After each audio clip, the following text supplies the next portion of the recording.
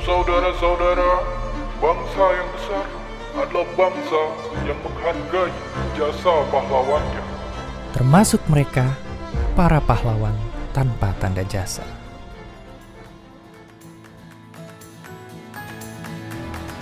Tapi di masa seperti sekarang, peran mereka pun harus berkembang.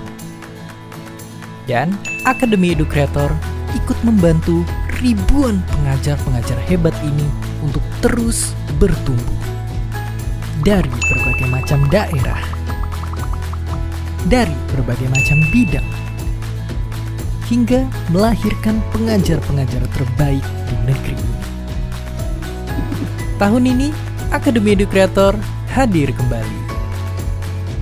Jika sebelumnya para pengajar dikumpulkan dalam satu wadah, sekarang Akademi Educreator memberikan kelas-kelas khusus yang jauh lebih mendalam. Yang di dalamnya, para guru, pelajar, hingga profesional dapat dilatih lebih mendalam lagi.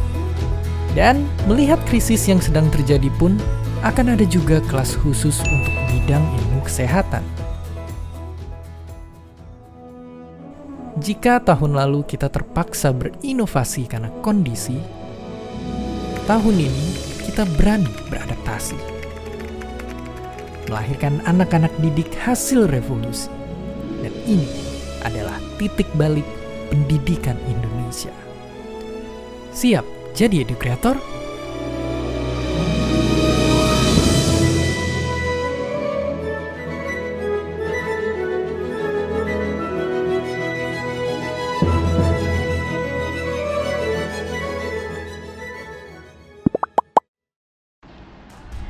Halo semuanya, apa kabar? Semoga dalam keadaan yang baik dan juga bahagia tentunya.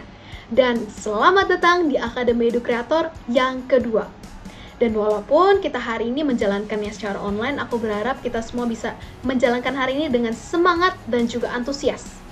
Sebelumnya perkenalkan, aku Tiffany Angelika yang akan menjadi MC selama acara ini berlangsung. Nah teman-teman, kilas balik di tahun 2020, Akademi Educreator yang diinisiasi oleh Kobisa bersama dengan Kementerian Pendidikan dan Kebudayaan Indonesia dan juga Lembaga Ilmu Pengetahuan Indonesia dan tentunya YouTube Learning memberikan wadah bagi konten kreator di Indonesia untuk menciptakan konten-konten edukasi yang membanjiri internet kita dengan konten yang positif.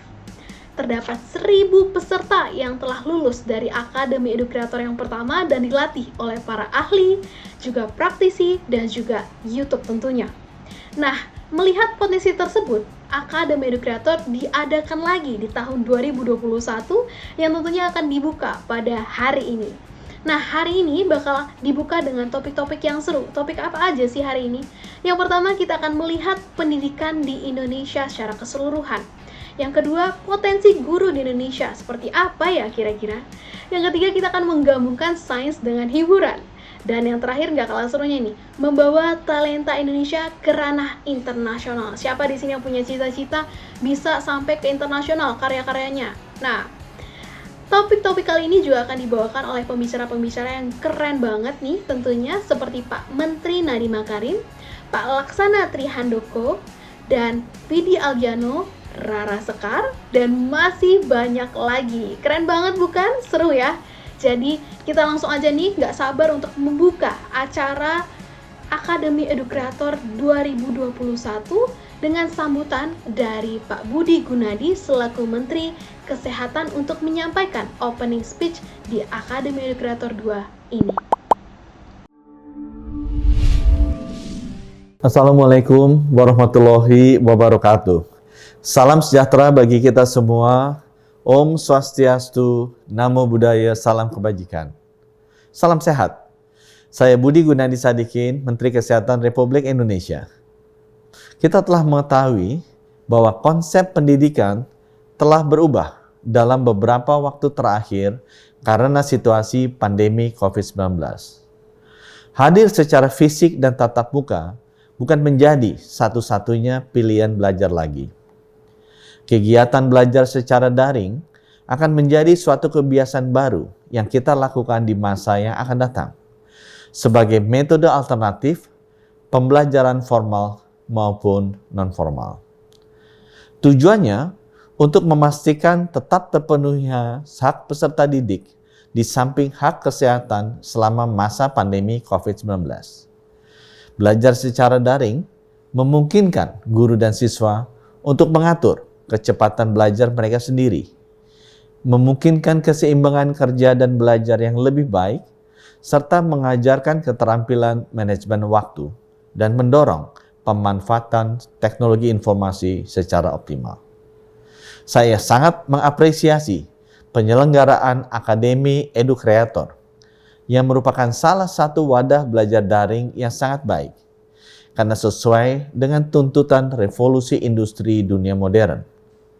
Melalui akademi ini akan banyak dilahirkan kreator konten edukasi sehingga akan semakin banyak ilmu yang dapat dipelajari, disebarluaskan, dan diakses masyarakat melalui internet. Melalui peran para edukreator ini, saya berharap nantinya juga akan ada lebih banyak konten edukasi kesehatan yang dihasilkan dengan lebih kreatif, menarik, dan aktual dalam rangka memberikan pemahaman kesehatan secara utuh kepada masyarakat. Selamat mengikuti Akademi EduCreator, mendukung pendidikan, dan meningkatkan literasi bangsa agar menjadi lebih kuat sehingga akan terwujud kualitas generasi bangsa yang berdaya saing tinggi. Wassalamualaikum warahmatullahi wabarakatuh. Om Santi Santi Santi Om.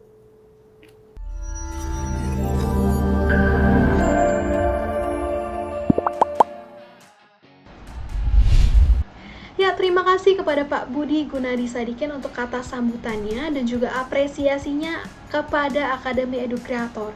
Kita sama-sama berharap bahwa akan lahir kreator-kreator edukasi yang bisa memberikan konten edukasi kesehatan kepada masyarakat yang terpercaya tentunya ya Pak.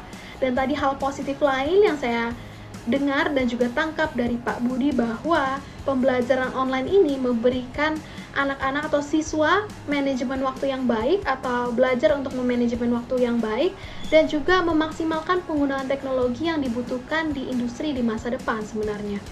Nah, langsung aja membahas soal pendidikan, kita akan membahas lebih dalam lagi di sesi 1, yaitu titik balik pendidikan Indonesia yang akan ditemani oleh Pak Nadiem Makarim selaku Menteri Pendidikan dan Kebudayaan Indonesia. Dan moderator serta Pak Nadiem, saya berikan waktu dan juga tempatnya. Dipersilakan.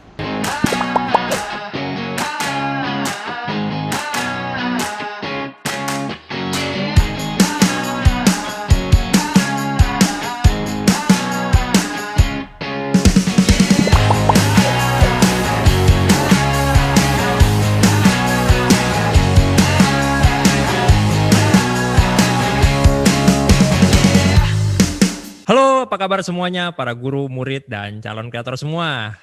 Semoga sehat selalu ya, terutama di masa-masa pandemi seperti ini. Salam kenal, saya Gerald sebagai co-foundernya dari Kok Bisa.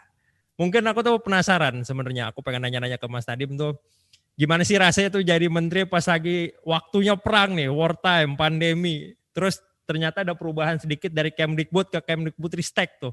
Nah, boleh nggak Mas Nadiem mungkin share ke teman-teman yang lagi nonton nih, terutama teman-teman yang nonton sini ada guru, murid, dan juga orang tua yang hari ini datang semua di Akademi EduCreator 2021. Iya, pastinya ini merupakan tantangan terbesar dalam hidup saya. Itu udah jelas lah, udah jelas. Dan saya rasa untuk semua pemerintah di dunia pasti ini tantangan terbesar di hidup mereka gitu. Apalagi satu, pendidikan udah merupakan suatu tantangan yang luar biasa beratnya, tambah lagi pandemi sehingga ada elemen krisis, makanya dibilang tadi wartime ya. Yes. Iya, walaupun saya di pihak swasta sebelumnya bukan hal yang baru, untuk peperangan itu bukan hal yang baru, tetapi peperangan di bisnis dan peperangan melawan pandemi dan melawan keterbelakangan kita ya dari berbagai macam aspek di pendidikan itu hal yang sangat berbeda. Jadi sulit banget. Ya, alhamdulillah saya punya tim yang luar biasa, saya punya keluarga yang luar biasa mendukungnya, sehingga saya bisa kokoh gitu pada saat badai badai ini bertiup ya. Badainya juga cukup lama ini badainya. Jadi ya motivasi saya adalah ya kerjakan apa yang bisa saya kerjakan tanpa harus selalu melihat ke belakang gitu. Jadi saya filsafatnya adalah lihat ke depan aja, lakukan yang terbaik, tapi kita nggak boleh, sama seperti nggak boleh kendor 3M, kita juga nggak boleh kendor cuman gara-gara pandemi kita nggak berani melakukan gebrakan. Jadinya buat saya adalah kemampuan dan keberanian tim saya untuk melakukan apa yang terbaik untuk masa depan generasi kita, itu harga mati buat saya. Mau pandemi apa tidak, perubahan ini harus terjadi gitu loh. Jadi itu kira-kira filsafat saya. Jadi gitu. Yes. Iya kan? Ini keputusan-keputusan yang bagi saya begitu berat, tapi ya harus kita jalankan sebaik mungkin gitu. Keseimbangan antara kesehatan dan masa depan generasi itu harus dijaga juga. Jadi ya tugas yang sulit, tapi saya bangga bisa berdiri di sini, bangga bisa bicara-bicara sama guru-guru, dan terutama bicara sama guru-guru ya, sama praktisi pendidikan di lapangan, itu yang membuat saya selalu semangat setiap hari. Iya, Kemendikbud Ristek itu menerima portfolio Ristek, itu adalah keputusan Pak Presiden pada saat kita merancang satu badan independen namanya BRIN, ya. Dan BRIN itu yang menjadi pelaksana utama daripada strategi riset pemerintah, iya kan? Jadi banyak sekali sumber daya akan dipusatkan di BRIN gitu.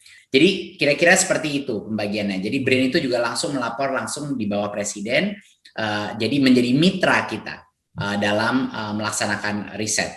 Ya, jadi komponen Ristek yang di dalam Kemendikbud itu fokusnya terutama di universitas. Itulah alasannya kenapa masuk. Tapi fokus utama riset pemerintahan, pelaksanaan, anggaran dan lain itu ada di BRIN. Badan yang sekarang badan otonom di bawah Pak Presiden. Salah satu hal yang paling pas itu adalah dengan adanya kita memberikan 20 SKS bagi anak-anak yang mau terlibat dalam proyek riset yang full time. Dia mau riset 1 semester bahkan 1 tahun, itu dia akan mendapatkan SKS seolah-olah dia mengambil 4-5 mata kuliah. Jadinya program-program riset kita baik dari sisi karir dosen maupun juga prestasi mahasiswa itu tidak ada pengorbanan yang harus dilakukan. Jadi mahasiswa sekarang bisa melakukan research full time, imersif di lapangan pun, dan itu akan seolah-olah dia mengambil full 4-5 mata kuliah di perguruan tinggi. Jadi ini cukup kebijakan yang cukup revolusioner di penelitian. Jadinya semoga ini bisa mendukung itu. Ya, kalau untuk SMK ada berbagai macam permasalahan. Ada SMK dilihat sebagai alternatif kedua dari SMA. Ada masalah pengangguran yang dihadapi banyak lulusan SMK. Jadi itu yang mau kita arahkan. Nah, jadi kita ada berbagai macam program yang kita lakukan. Satu adalah program SMK Pusat Keunggulan, di mana ini akan menjadi pusat-pusat kayak Center of Excellence yang akan nanti memandu SMK-SMK di sektornya dia. Ya kan, ini yang kita berikan. Nah, proporsi yang prakteknya kita besarkan, kita memastikan bahwa 1 semester minimum dia magang di industri yang terkait. Dan juga kita berikan berbagai macam panduan, jadi bukan MOU dengan industri lagi, industri yang setting kurikulumnya, industri yang melakukan investasi di dalam SMK yang tersebut, dan ada kontrak kerja langsung penyerapan pada saat anak-anak lulus. Jadi SMK Pusat Keunggulan ini menyentuh keseluruhan proses akademis ini, dan kita ingin pemimpin-pemimpin SMK kita itu seperti CEO, mereka entrepreneurial, menjalin hubungan dengan industri dengan baik, terus mengupdate, menginovasi, jago juga cari anggaran, ya kan, untuk investasi dari pihak swasta, kolaborasi dengan pihak swasta, dan SMK itu harus berproduksi, SMK itu harus jualan. Nggak bisa enggak. Gimana kita mau melatih anak-anak kita kalau misalnya mau di layanan atau di produk SMK, dia harus jualan. Kalau itu SMK animasi, ya dia harus kerja buat perusahaan-perusahaan animasi, dia harus buat beneran animasi. Kalau itu teknik otomotif, ya dia harus membenarkan atau membetulkan mobil-mobilnya konsumen. Kalau dia jasa seperti hospitality atau hotel, ya dia harus menghasilkan jasa minimum layanan hotel yang baik. Jadinya jangan lupa bahwa SMK itu adalah mini bisnis. ya kan? Dia adalah bisnis yang tujuannya bukan profit, tapi tujuannya adalah untuk mengajar. Jadi kita ada program SMK D2 yang nyambung dan terakselerasi, dan dia hemat 1 semester. Kalau dia masuk dia hemat 1 semester. Jadinya ada konektivitas sehingga si perguruan tingginya juga bisa bantu memandu SMK ini. Itu satu. Kedua, kita juga ingin meningkatkan, mengupgrade D3, program yang 3 tahun itu menjadi D4 karena banyaknya tuntutan dari industri untuk dapat full sarjana terapan. Ya, jadi pengalaman 1 tahun lagi itu kita mau mengupgrade D3 jadi D4 dan kita bantu berbagai macam sekolah untuk mencapai level D4 ini sehingga lulusannya lebih diserap oleh industri secara lebih cepat dan juga mereka bisa memegang suatu degree yang lebih berharga bagi mereka setara dengan S1 gitu. Jadi itu merupakan beberapa hal yang kita lakukan secara spesifik di vokasi. Nah, untuk perguruan tinggi secara garis besar kita menyediakan berbagai macam cara untuk menarik dunia industri, dunia non-akademia untuk bergabung dalam pendidikan perguruan tinggi. Kita udah merilis matching fund yang langsung laku berat. Jadi untuk Rp1 yang masuk ke dalam universitas dari industri, kita di Kemdikbud akan menambahkan Rp1 lagi. Gitu. Jadinya ini matching fund, bonus buat partisipasi industri. Itu langsung laku keras. Dan kita juga baru saja meluncurkan Kampus Merdeka, kita memberikan insentif kepada industri untuk membantu dengan uang saku dan juga membantu untuk fasilitator atau mentor full time untuk program-program magang bersertifikat dan project studi independen. Ini kita membuka tahun ini aja 20.000 posisi, masing-masing perusahaan itu mengambil minimum 100 anak mahasiswa per semester full time project based learning di dalam perusahaannya. Jadinya kita ingin memecahkan sekat-sekat antara industri dan akademia, antara riset dan mengajar, antara entrepreneurship dan belajar. Kita ingin merubah definisinya dan ingin menjadi leader di dunia, bukan hanya pengikut aja. Jadi harapan saya dalam waktu 5 tahun ke depan ini, negara-negara maju akan melihat kita sebagai contoh inovator di bidang perguruan tinggi, bagaimana kita membuka kapasitas. Dan kita bukan hanya membuka ke industri, kita mengirim 35.000 anak tahun ini untuk kampus mengajar di SD-SD dan SMP-SMP yang paling membutuhkan di daerah terluar dan tertinggal di Indonesia untuk meningkatkan numerasi dan literasi mereka. Kita menyediakan berbagai macam program pertukaran pelajar antara domestik. Biasanya cuma 200 anak setahun. Sekarang 20.000 anak setahun kita akan kirim antar universitas domestik agar mereka mengerti kebinekaan negeri kita, mengerti bahwa budaya kita berbeda, identitas mereka sebagai orang Indonesia terbentuk. Jadinya ini program eksodus keluar dari kampus. Ini adalah kuncinya. Jadi sekarang semua perusahaan termasuk Kok Bisa, saya juga harus menantang Kok Bisa. Kok belum bikin program Kampus Merdeka? Mana programnya ini? Belum mengambil untuk semua animator, untuk semua animator ataupun content writer akan dibuka nanti di Kampus Merdeka. Tidak, itu harusnya. Semua perusahaan kelas dunia, semua perusahaan inovatif kreatif sudah bisa menjadi mini universitas selama 1 semester. Nah ini luar biasa.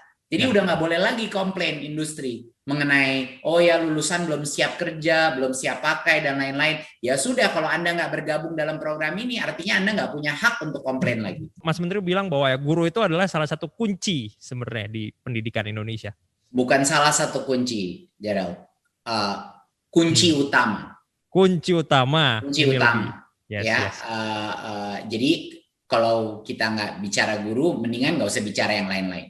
Gitu. Jadi kalau kita tidak meningkatkan kemampuan dan motivasi guru, kesejahteraan guru dan lain-lain, kita nggak bisa mulai melakukan perubahan di sistem pendidikan kita, guru dan dosen, dua-duanya. Nah, program Guru Penggerak ini adalah program yang sangat spesial. Ini adalah program yang paling dekat di hati saya karena setiap kali saya pergi ke pelosok-pelosok dan saya bicara dengan guru-guru yang bergabung dalam program Guru Penggerak, itu mereka sampai bertetes air mata selalu, hampir konsisten. Dan waktu saya tanya kenapa nangis, emang nggak seneng di program Guru Penggerak? Lalu mereka bilang, saya nangis bukan karena nggak seneng Mas Menteri, Saya nangis karena selama ini saya baru menyadari saat ini bahwa apa peran saya sebagai guru itu, opini saya mengenai apa itu guru itu berubah total. Dan saya baru menyadari bahwa definisi saya guru itu harusnya ngapain, itu salah sebelumnya. Dan saya sekarang baru bisa mengerti apa sebenarnya tujuan daripada peran saya menjadi guru. Jadi program guru penggerak ini kita desain selama 9 bulan dengan seleksi yang sangat ketat. Karena ini adalah calon-calon kepala sekolah masa depan kita, calon-calon pengawas sekolah masa depan kita, dan calon-calon gurunya guru di masa depan. Mereka itu kayak influencer, ya, influencer di dunia pendidikan yang akan kita tanamkan di berbagai macam lokasi di Indonesia, di semua provinsi, dan mereka yang akan menjadi pemimpin pendidikan di masa depan. Jadi pelatihan kita itu berfokus kepada perubahan pola pikir berdasarkan filsafat Ki Hajar Dewantara. Di mana nomor 1 aturannya adalah guru itu berpihak kepada murid. Nah, ini adalah suatu indoktrinasi positif yang kita lakukan dalam program ini yang merubah total paradigma guru ini. Sebelumnya dia mengira tugas saya adalah untuk menjalankan kurikulum. Sebelumnya mereka mengira tugasnya mereka itu adalah untuk mengikuti peraturan dari kementerian, dari Pemda, dan lain-lain. Jadi mereka ini merasa dulu dirinya saya administrator pendidikan. Padahal tugasnya guru itu adalah untuk memerdekakan potensi daripada anak-anak mereka. Jadi itu, atasan Anda adalah murid, gitu loh. Melihatnya harus seperti itu. Ya, Anda tugasnya adalah murid. Apapun yang Anda lakukan, selama itu untuk kebaikan murid, itu adalah yang terbaik bagi guru. Dan untuk mendengar menteri dan kementerian menghalalkan inovasi dan mengambil metode-metode yang berbeda untuk kebaikan pembelajaran murid, itu buat mereka membuka sekali wawasan mereka. Karena mereka sudah sadar, insting mereka itu sudah sadar bahwa ada berbagai macam hal yang mereka lakukan yang sebenarnya nggak tepat. Mau tahu guru yang baik? Guru yang nggak berhenti belajar. Betul. Guru yang belajar adalah guru yang bisa mengajar. Itu kuncinya. Kalau gurunya aja nggak kreatif, nggak punya motivasi semangat untuk belajar, gimana murid-muridnya mau punya semangat belajar? Kalau gurunya tidak mementingkan atau mengutamakan interaksi dan partisipasi daripada murid, daripada dia ngomong aja 2 jam di dalam kelas, gimana murid itu bisa belajar berpikir secara kritis atau mempunyai kepercayaan diri untuk berargumentasi, untuk menemukan jati dirinya dia dan berintrospeksi dan reflektif? Itu nggak mungkin. Jadi itu kira-kira kenapa Guru Penggerak ini menjadi program flagship kita dan sangat penting untuk regenerasi kepemimpinan di sekolah-sekolah kita. Jadinya step pertama adalah kita harus bisa meningkatkan daya kemampuan berpikir kritis. Salah satu komponen dari itu adalah numerasi dan literasi. Kemampuan memproses dan menganalisa sesuatu dan kemampuan memproses informasi dengan daya literasi yang tinggi. Kita nggak bisa meningkatkan sesuatu kalau kita belum ukur dengan cara yang efektif. Jadi itu yang pertama, asesmen nasional yang akan meluncur tahun ini. Pertama kali, ya, udah nggak ada ujian nasional, semuanya senang udah nggak ada ujian nasional karena itu luar biasa diskriminatifnya, ya, karena yang mampu kalau dengan ujian nasional yang hubungannya dengan subjek itu ya yang anak-anak atau keluarga yang mampu ya bisa mampu bimbel, ya kan? Dan yang nggak mampu ya nggak bisa, berarti mereka yang dapat angka yang rendah gitu. Jadi kita udah ubah. Kedua adalah tentunya guru. Ya, guru itu dalam sistem pelatihan kita akan mengubah berbagai macam kriteria standar untuk guru-guru baru melalui PPG program. Kita akan mentransformasi program-program PPG kita, yaitu program profesi guru. Jadi guru baru yang masuk itu sudah kita harus pastikan bahwa dia punya growth mindset dan punya kemampuan berpikir kritis. Itu yang pertama. Dan untuk guru-guru yang sudah ada di luar tadi program Guru Penggerak, kepemimpinan sekolah itu luar biasa pentingnya, tapi di luar itu pun kita akan menyediakan berbagai macam platform-platform online untuk melakukan upgrading secara mandiri, ya, agar guru-guru ini bisa meningkatkan daya kemampuan kritisnya. Di luar itu kurikulum pun harus berubah. Kurikulum itu harus berubah sehingga di mana kita akan lebih terasah, anak-anak kita akan lebih terasah untuk mengerjakan sesuatu yang harus kita karyakan dan harus kita belajar kolaborasi, empati, dan itu akan melatih bagaimana kita bisa secara lebih efektif bergotong royong, berkolaborasi, dan berinovasi. Nah, juga di ruang kelas kita harus berubah. Kita baru aja mengeluarkan 8 IKU universitas. Salah satunya adalah berapa jumlah kelas Anda mata kuliah yang penilaiannya itu komponen terbesarnya adalah partisipasi di kelas seperti seminar atau case study atau project based di mana dia harus berkolaborasi dengan tim. Jadi filsafat itu harus kita turunkan baik universitas maupun sekolah dasar di mana anak murid-murid itu banyak tanya, banyak coba, dan banyak karya. Itu yang harus diberatkan, gitu loh. Banyak tanya, banyak coba, banyak karya. Itu esensi daripada untuk meningkatkan kemampuan berpikir kritis. Dan tentunya pemain-pemain seperti Kok Bisa itu mendorong dengan cara luar biasa kemampuan berpikir kritis untuk menanyakan pertanyaan-pertanyaan yang terpenting dan memberikan jawaban-jawaban terhadap hal-hal yang tadinya banyak anak-anak muda kita mungkin belum mengerti karena belum ada yang pernah menjelaskan dengan cara yang lugas dan jelas dan sederhana. Nah, itu juga suatu hal yang sangat membantu penyederhanaan daripada konten untuk bisa benar-benar dimengerti. Karena kalau kita mau mendalami suatu bidang harus mulainya dengan sederhana gitu, bukannya malah dirumitkan atau dipadatkan semua. Itu ujung-ujungnya bakal cetek semua pengertian kita. Kita tidak akan mungkin bisa meningkatkan kemampuan critical thinking kita tanpa budaya membaca. Itu mendarah daging. Budaya membaca. Nggak ada caranya. Mau baca online media sebanyak apapun, kalau kita nggak punya budaya baca buku long form, ya ini akan sangat sulit. Ya. Orang tua harus menyadari dari mulai awal anak-anak itu harus dibacakan buku. Dibacakan, bukannya dia yang baca, dibacakan buku dari umur sebelum dia bisa baca.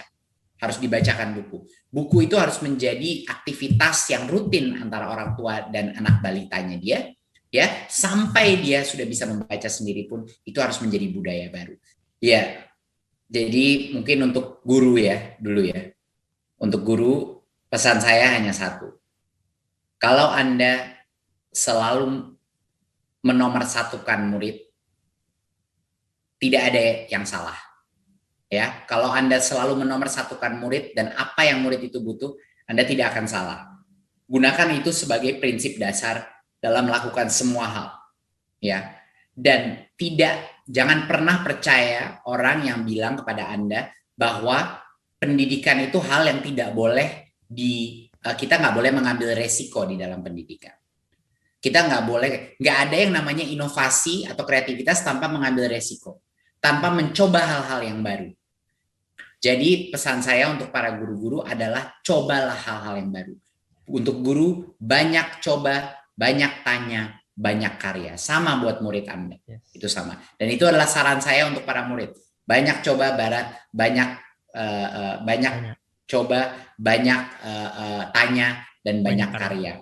Orang tua pun sama. Untuk dari posisi orang tua, menurut saya yang terpenting satu adalah kalau nggak usah filsafat deh.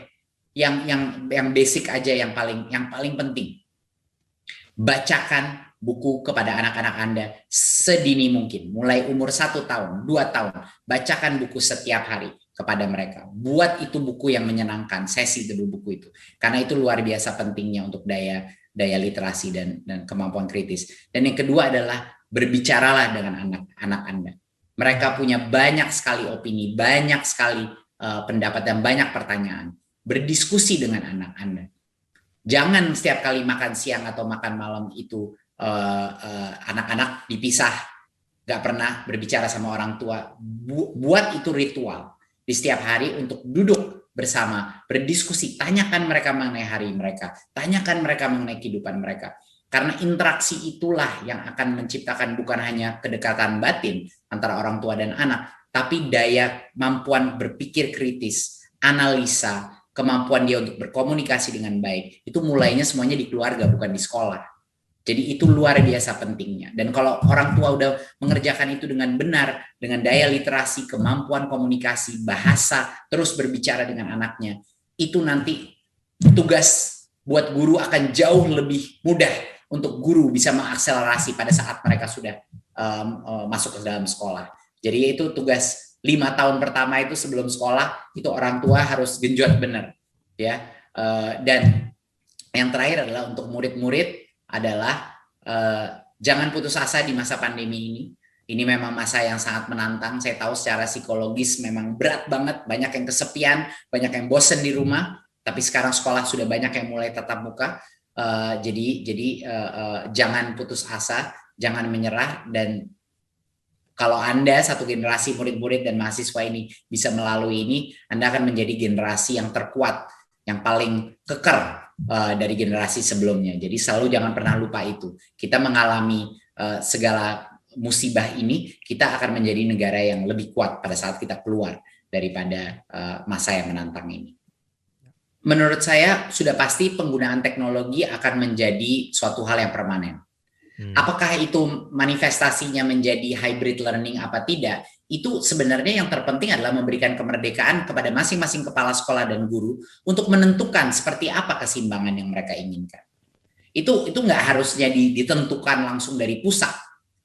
Itu yang kita ingin, kreativitas yang namanya merdeka belajar itu adalah di mana guru-guru dan kepala sekolah punya kebebasan untuk merancang proses pembelajaran mereka dengan cara yang paling cocok untuk murid-muridnya mereka. Karena semua murid itu berbeda, di sekolah yang berbeda akan berbeda. Di sekolah di pegunungan, di pesisir, di kota besar, di desa, di kampung, itu akan berbeda-beda apa yang kondusif. Jadi yang penting adalah kemerdekaan dengan teknologi, bagaimana mereka ingin menggunakan proses pembelajaran mereka. Gitu. Jadinya banyak orang mengira bahwa ya kalau teknologi itu untuk PJJ gitu. Padahal bukan, teknologi itu ada macam-macam. Guru-guru bisa melatih dirinya sendiri. Dia bisa melakukan online university untuk meningkatkan skillnya dia. Dia bisa menggunakan aplikasi untuk mengakses atau melakukan evaluasi terhadap level kompetensi muridnya agar muridnya terpeta mana yang ketinggalan, mana yang sudah lebih maju, sehingga dia bisa mensegmentasi kelasnya dia dan memberikan PR yang mungkin individual, nggak seragam semua, dan lain-lain. Gitu. Teknologi bisa menjadi tempat untuk guru berkolaborasi dan sharing pengalaman mereka dengan guru-guru lain. Guru-guru itu paling sering dan paling senang belajar dari guru lain. Karena mereka lah yang telah melalui apa yang mereka lalui, sehingga relevansi daripada kolaborasi, saling bertukar pikiran, bertukaran ide, itu platform teknologi bisa membantu melakukan itu. Dan teknologi bisa juga menurunkan beban administrasi yang luar biasa beratnya bagi guru dan kepala sekolah, sehingga mereka benar-benar bisa fokus sama anak-anak. Jadinya peran teknologi itu jauh lebih variatif daripada hanya PJJ. Semua orang taunya PJJ karena ini pertama kalinya mereka gunain teknologi untuk sekolah karena terpaksa, ya kan? Tapi semua toolkit itu bisa digunakan untuk offline learning juga. Ya kan, Google Classroom tuh bukan cuma digunain buat masa PJJ, tapi digunain untuk komunikasi dengan orang tua, mengatur jadwal kelas, untuk membuat grup-grup lebih kecil dalam kelas, memberikan PR yang tersistematis, gitu, mengingatkan murid untuk mensubmit PR dan lain-lain. Jadinya jangan terpaku oleh PJJ. Jadi mau hybrid apa tidak nanti itu menurut saya harus masing-masing sekolah menemukan titik keseimbangan antara mau seperti apa gitu mereka menggunakan teknologinya.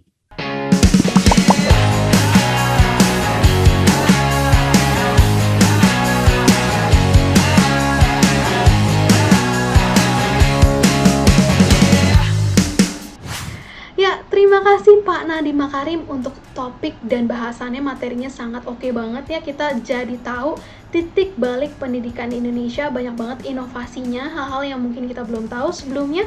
Nah, yang aku tangkap, guru penggerak yang baik memiliki visi seperti Ki Hajar Dewantara, di mana guru tersebut memihak pada kebutuhan siswanya, sehingga siswa bisa memaksimalkan potensinya lagi.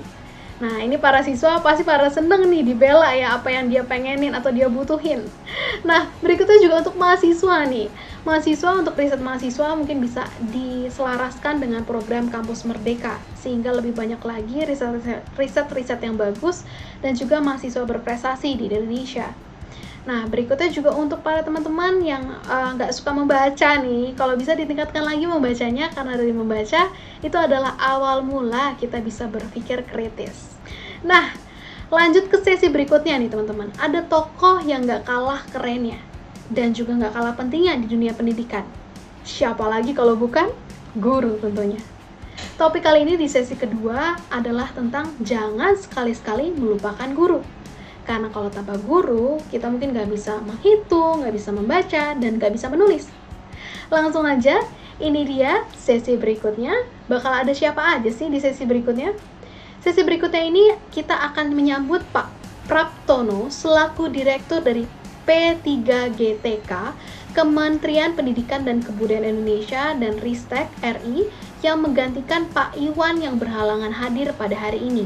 Dan juga ada Vidi Aldiano, seorang musisi tanah air yang mengenyam pendidikan sampai ke luar negeri. Dan Ibu Oktavia Sinta selaku guru penggerak. Langsung aja kepada Pak Praptono, Vidi Aldiano, Ibu Oktavia, dan moderator, waktu dan tempat dipersilahkan.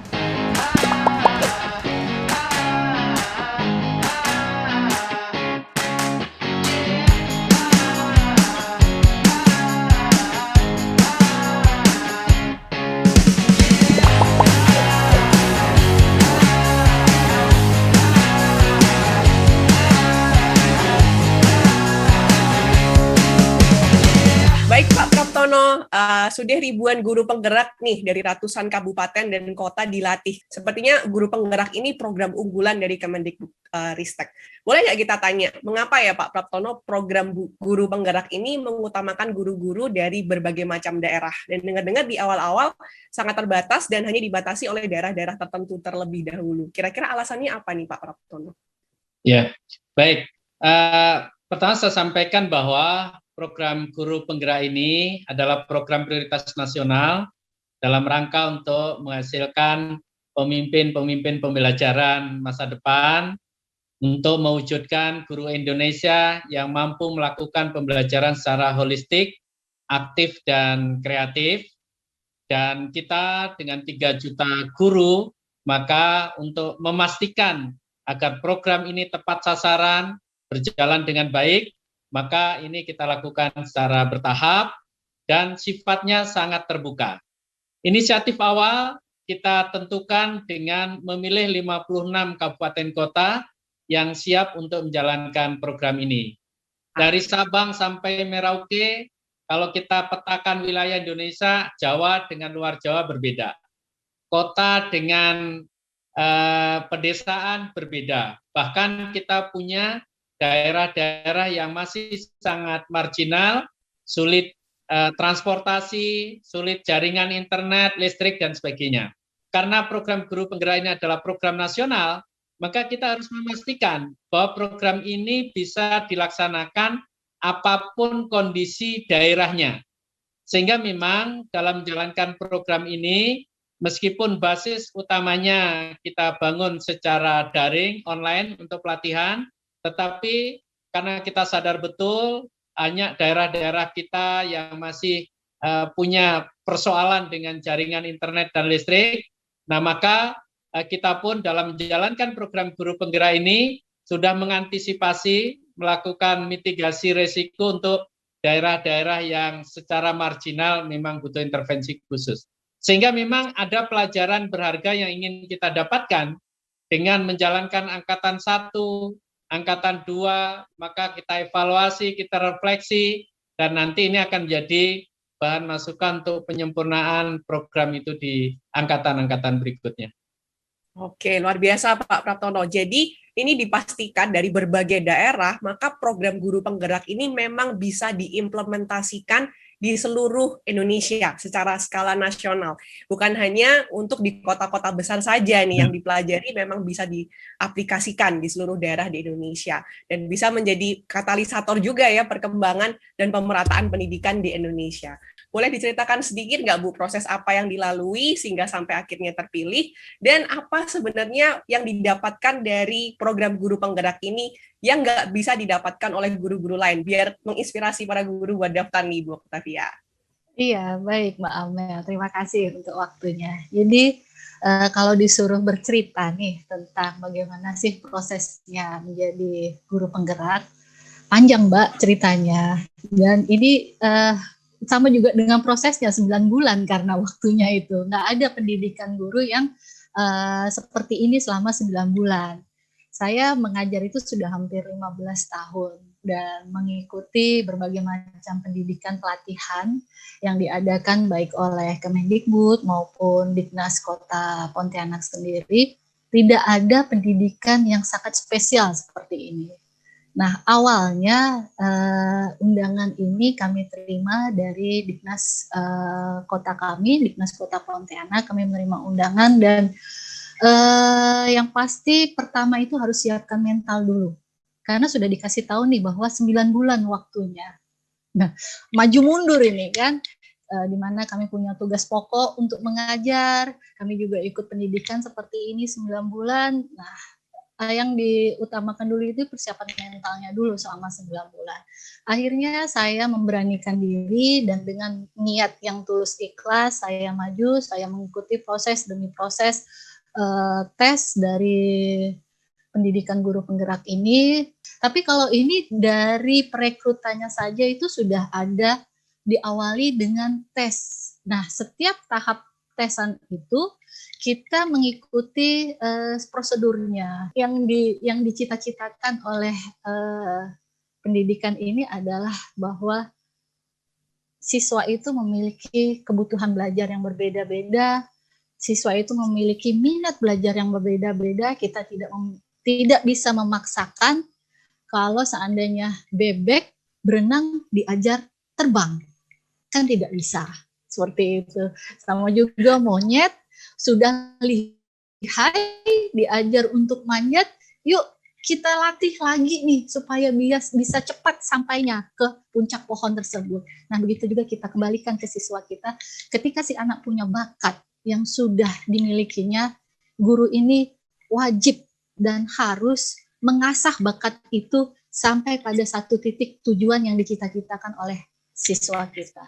Sebentar lagi kita akan mulai pembelajaran sistem hybrid nih Pak. Dengan kondisi yang baru ini, menurut Pak Praptono, seberapa besar sih peran konten edukasi online yang makin dibutuhkan ke depannya dalam kegiatan mengajar? Ya, benar. Jadi ini situasi pandemi COVID-19 ini benar-benar memberikan pengalaman, memberikan kesempatan kepada para guru Indonesia dia untuk belajar, untuk mulai dekat dengan teknologi informasi. Dan Kementerian Pendidikan, Kebudayaan, Riset, dan Teknologi dalam menyikapi kondisi pandemik ini, maka berbagai macam pendekatan sudah dilakukan. Di awal dengan melaksanakan pembelajaran jarak jauh full, karena memang situasi pada saat itu belum memungkinkan untuk pembelajaran dengan tatap muka. Maka kemudian di beberapa daerah yang sudah kondisinya baik, mungkin zona COVID-nya hijau atau kuning, maka pembelajaran tatap muka terbatas yaitu sudah mulai dilakukan. Artinya bahwa selain terjadi hubungan langsung antara guru dengan murid dalam jumlah yang terbatas, dengan protokol kesehatan yang ketat, maka pembelajaran secara online juga tetap harus dilakukan. Direktorat Jenderal Guru dan Tenaga Kependidikan.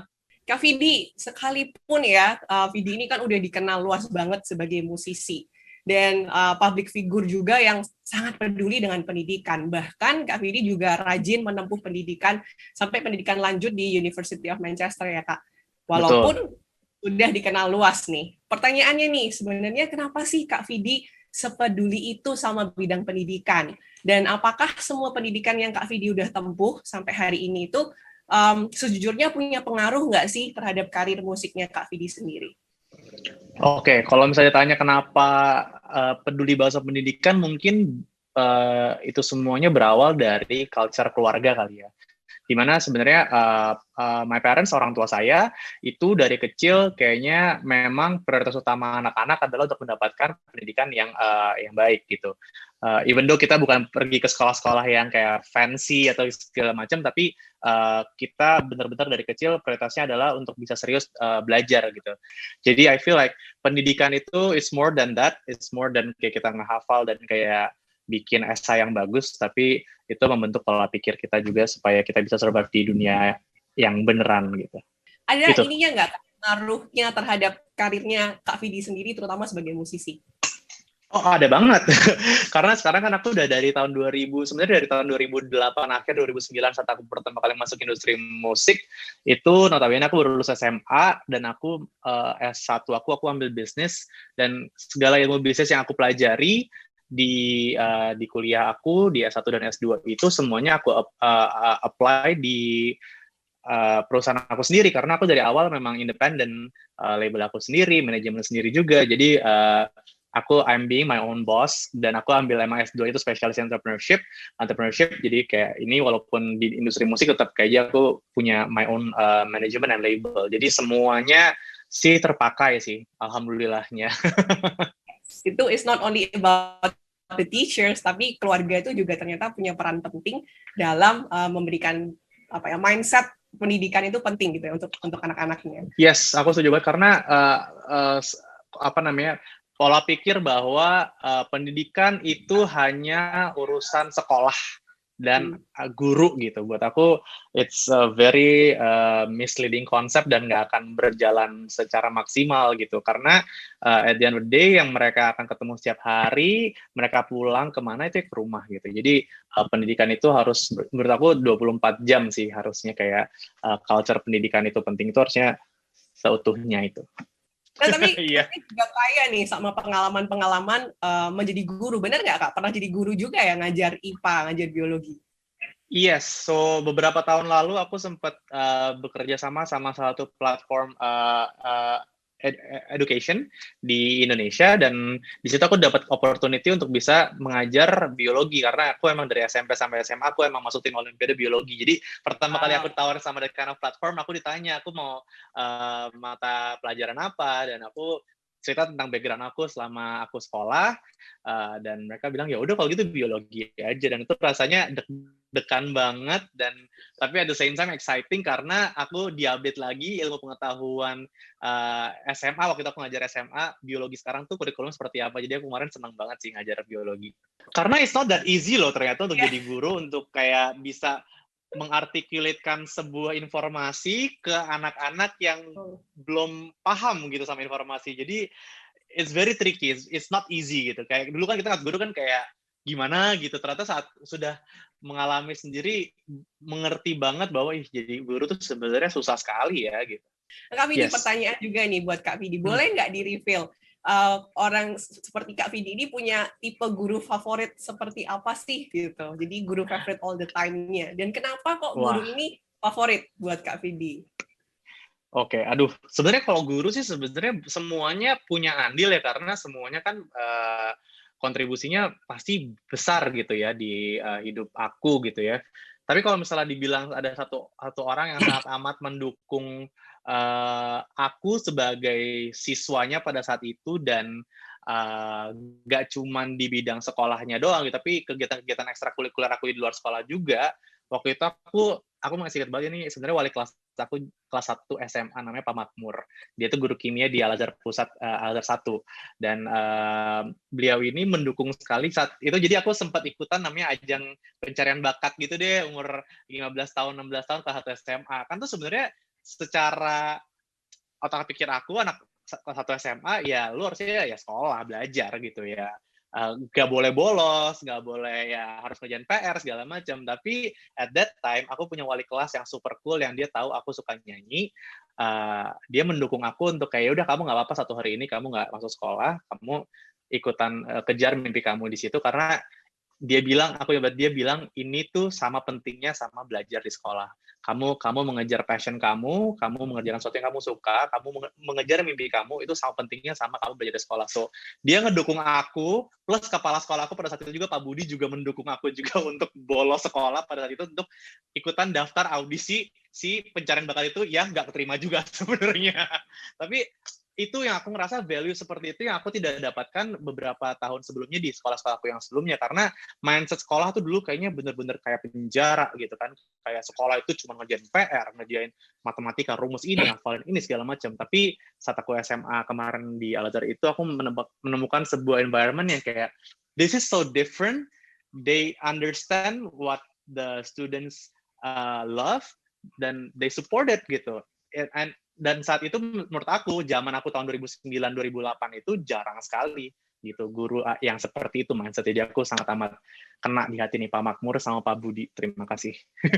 Pak Praptono sendiri ada pesan apa yang ingin disampaikan untuk para guru ataupun murid ataupun calon kreator nih yang sedang menonton? Ya, baik. Pesan pertama saya untuk para guru, jadilah guru yang mandiri dalam mengembangkan diri, inovasi dan kreativitasnya.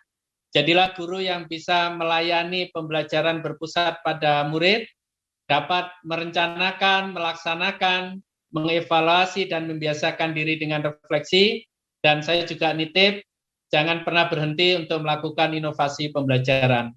Dan kepada anak-anak Indonesia, jangan pernah berhenti untuk belajar, manfaatkan teknologi informasi yang kita punya, dan kepada para kreator, edukator, saya mengajak untuk bekerja sama, saatnya kita membantu, mengabdi untuk negeri, memajukan pendidikan Indonesia dengan kapasitas, kompetensi, dan fasilitas yang kita punya. Teknologi informasi akan memudahkan kita semuanya untuk bisa menjalankan pembelajaran dengan kualitas bagus. Mungkin dari Ibu Octavia, adakah pesan-pesan yang ingin disampaikan untuk para guru-guru yang sedang menonton? Iya, untuk guru Indonesia, untuk rekan-rekan sejawat, jangan pernah berhenti belajar. Kita tidak harus menuntut siswa kita untuk terus belajar, tapi sebagai guru kita juga harus terus belajar. Jangan pernah berhenti belajar, karena dengan kita belajar, artinya kita semakin mengupgrade kompetensi diri kita, bukan hanya kompetensi profesional kita, tapi yang terpenting adalah kompetensi terhadap peserta didik kita. Bagaimana cara membangun karakter peserta didik kita menjadi karakter yang mulia, karakter yang beradab, serta karakter yang selalu berinovasi dan berkreasi. Karena di depan sana banyak sekali calon-calon pemimpin masa depan yang berada di tangan kita pendidikannya. Mari kita ikuti untuk pendidikan guru penggerak ini, karena di dalam pendidikan guru penggerak terdapat perubahan paradigma pendidikan Indonesia yang lebih berkemajuan. Nah, yang terakhir nih Kak Vidi, kalau tadi yang lain-lain sudah pesan-pesan dan kata-kata semangat, khusus untuk Kak Vidi kita mau challenge nih. Yang beda. Challenge. Aku udah nyiapin kayak, mau ngomong apa, bisa di Pak Praptono ngomongnya bagus banget, Bu Okta ngomongnya juga bagus banget, udah kayak pada pakai skrip, aku kayak, ngomong apa lagi nih ya. Ini malah kasih challenge. Makanya khusus nih, kasih challenge nih. Seandainya, ya, challenge-nya gini nih, seandainya Kak Vidi besok ini dipanggil oleh Pak Jokowi ke istana karena passion besarnya Kak Vidi di dunia pendidikan, dan Kak Vidi dikasih kesempatan untuk kasih satu ide luar biasa. Oh, kalau aku ketemu Pak Jokowi, pertama aku pingin minta semua guru-guru Indonesia gajinya dinaikkan. Kita perlu untuk kayak menaikkan derajat guru-guru di Indonesia, karena mereka pejuang yang luar biasa dari dulu sampai sekarang. Kayaknya mereka perlu lebih lagi dari sekarang. Mungkin nggak mengubah mindset guru-guru Indonesia, tapi kayak mungkin kalau aku pribadi, aku pingin sebenarnya pendidikan Indonesia itu dari dini nggak cuma mengajarkan pendidikan yang eksak aja. Of course extracurricular is important juga, tapi buat aku yang lebih penting lagi adalah manner sebenarnya. Jadi jangan kita sering mengesampingkan akhlak dan tata krama di dalam sistem pendidikan kita gitu. Jadi menurut aku itu sangat penting banget sih, karena menurut aku percuma orang berilmu tinggi tapi kedepannya mannernya kurang. Karena kita banyak banget orang pintar tapi tidak berhati baik. Jadi aku pingin sistem pendidikan Indonesia bisa nggak cuman melahirkan anak-anak yang pandai, tapi juga anak-anak yang berhati baik. Saya punya satu penutup nih, kualitas sistem pendidikan tidak bisa melebihi kualitas guru. Oleh karena itu, sebagai seorang guru, mari kita terus-menerus mengembangkan diri untuk diri kita sendiri dan juga untuk yang lain. Dan buat teman-teman di sini yang bukan seorang guru, kita tetap bisa melakukan dukungan terhadap guru-guru di sekitar kita. Jangan sekali-kali melupakan guru, seperti sesi kita hari ini. Setelah ini masih akan ada perbincangan yang gak kalah serunya. So, stay tune, dan seperti biasa, terima kasih.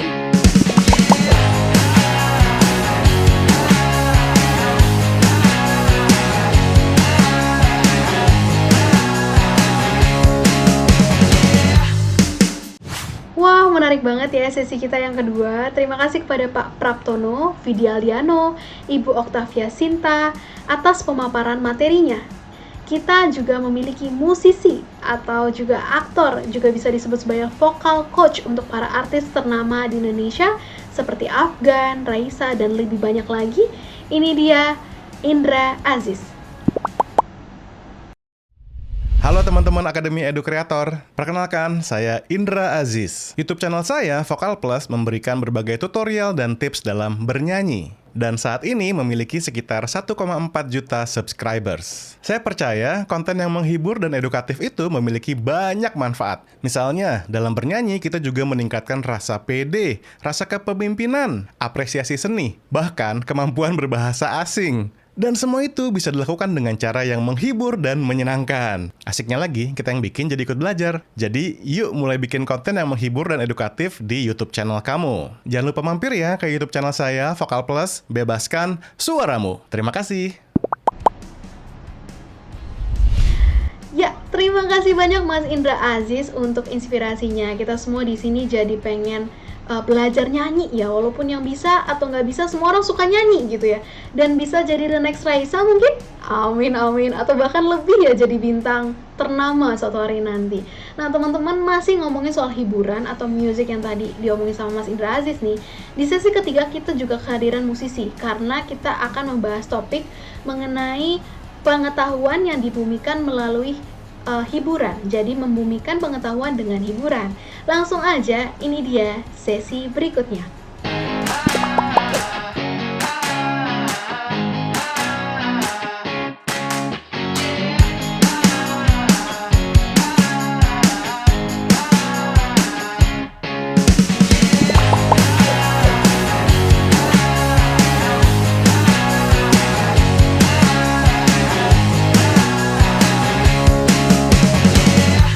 Oke, terima kasih Kakak MC. Halo Bapak Ibu dan teman-teman Edu Kreator semua. Selamat datang di sesi 3 Akademi Edu Kreator 2021. Perkenalkan, saya David dari kanal YouTube Akar Ilmiah. Di sesi 3 ini saya akan perkenalkan pembicara kita yang super keren-keren. Nah, kita mulai ada Bapak Laksana Trihandoko sebagai Kepala Badan Riset dan Inovasi Nasional. Halo Pak. Halo Mas David, ya. Terima kasih. Ya, kemudian ada Kak Gary Azril Sidik, Country Manager Strategic Partnership dari YouTube Indonesia. Halo Kak Gary, sehat Kak? Halo semuanya, halo David, halo Pak Handoko, Mbak Rara. Dan yang terakhir juga yang tidak kalah menariknya ada musisi multitalenta yang aktif di kanal YouTube Hara, Kak Rara Sekar. Halo Kak. Halo Kak David, halo Pak Handoko, halo Kak Giri, dan semuanya. Oke ya, cerita-cerita dulu dong Pak sedikit. Sebetulnya bedanya di mana nih Pak sejak dari BRIN dan LIPI ini? Ya kalau BRIN ini kan baru dibentuk 28 April yang lalu ya, tahun ini. Jadi BRIN itu tujuannya untuk mengintegrasikan lembaga-lembaga riset milik pemerintah, termasuk di dalamnya LIPI gitu. Jadi kalau secara skala ya jadi jauh lebih besar ya. Karena kita akan mengintegrasikan banyak lembaga riset pemerintah gitu. Kemudian nih Pak, kalau sederhananya bedanya nanti dengan riset dikti itu apa ya Pak? Ya, kalau yang di Kemdikbudristek itu mereka fokus hanya untuk aktivitas riset yang di perguruan tinggi.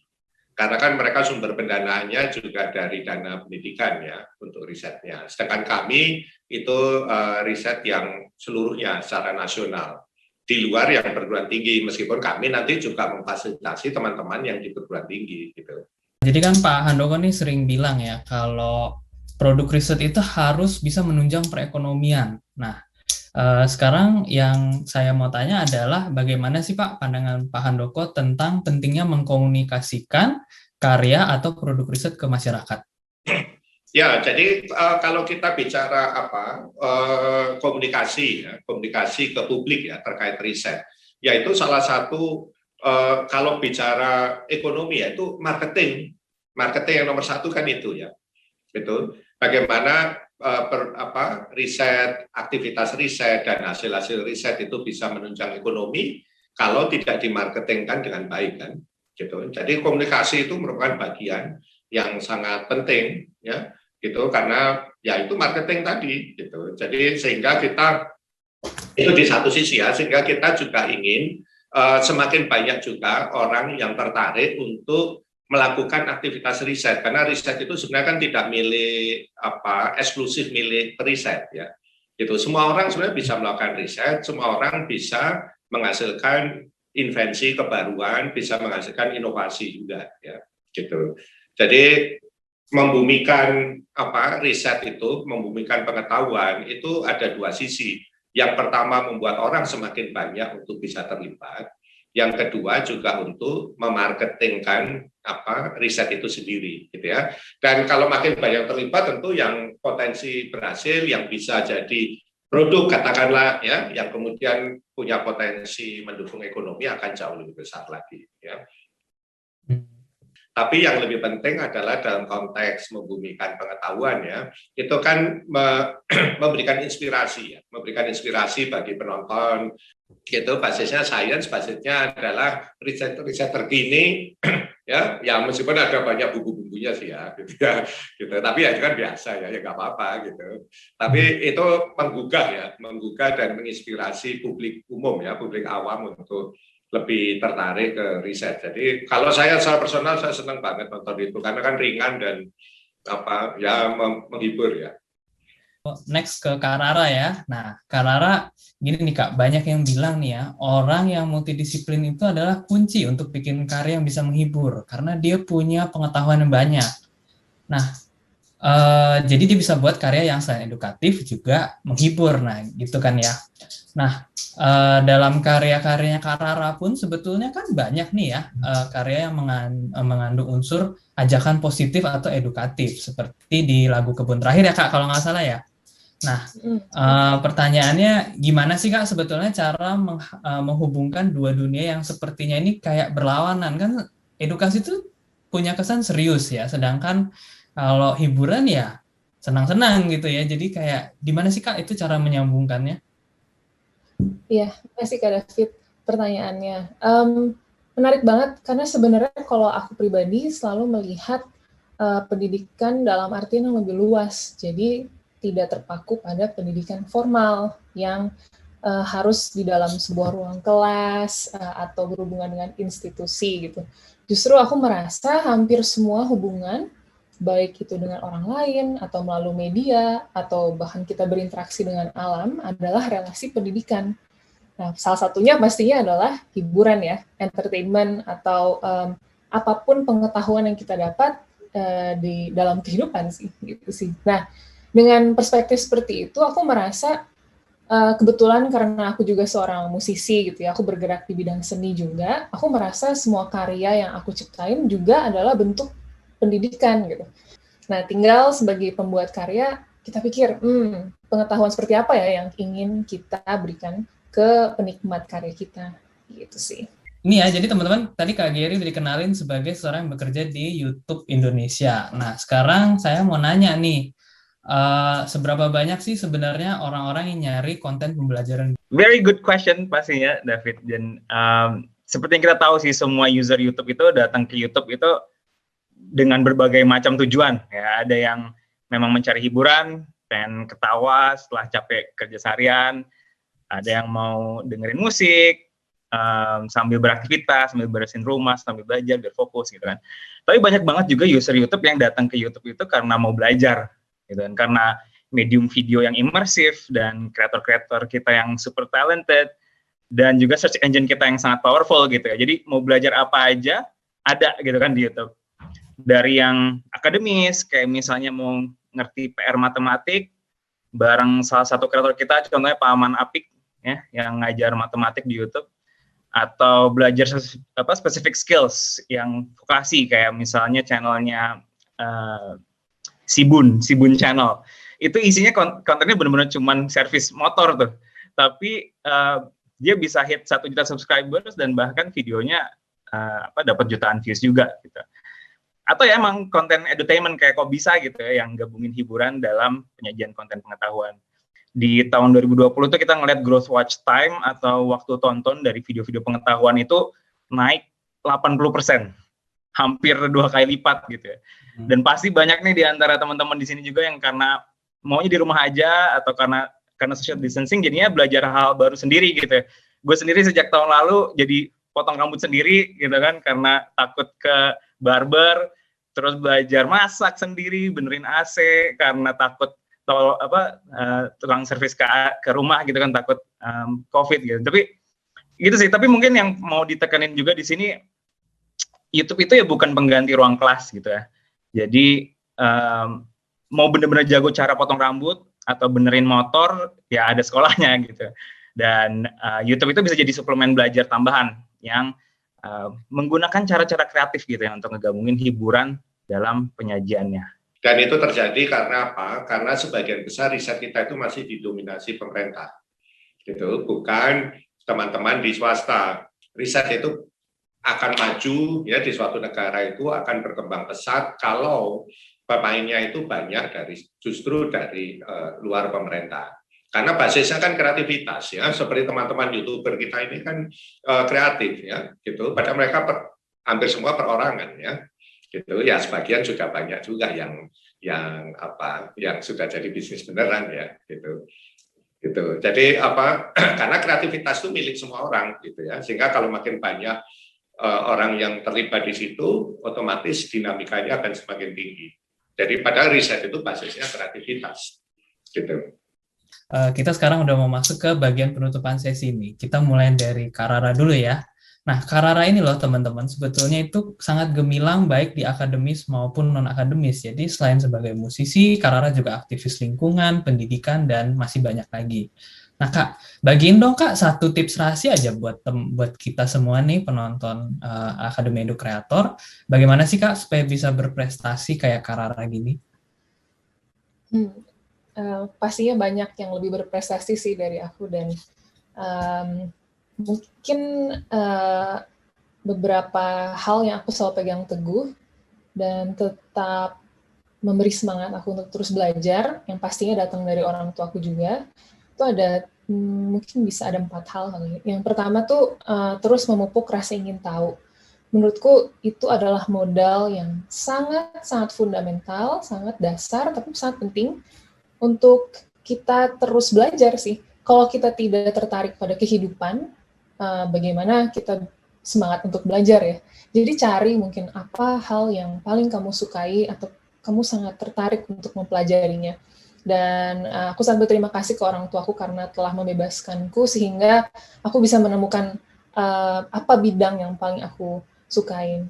Lalu kedua, jadilah pembelajar dan juga pendidik jika di sini ada guru-guru juga yang nonton atau mentor-mentor yang kritis. Kritis dalam artian kita bisa menggunakan pengetahuan yang kita miliki untuk melihat persoalan yang ada di masyarakat dan bagaimana pengetahuan yang kita miliki itu bisa membantu menyelesaikan persoalan itu gitu.